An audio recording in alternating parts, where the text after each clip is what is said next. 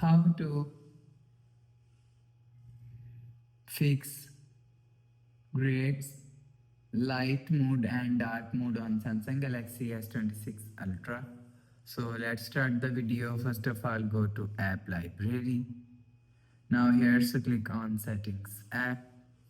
Now in setting, scroll down and click on display. So you will see display is here. So click on display. So after click on display, so click on, you will see light and dark mode is here. So if you want to set light mode, so click on light, you will see light mode is set.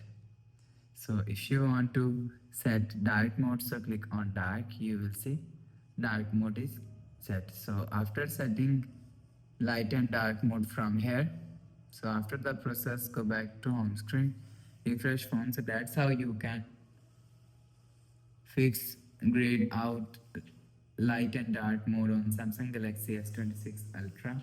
So if you like the video, please subscribe. Thanks for watching.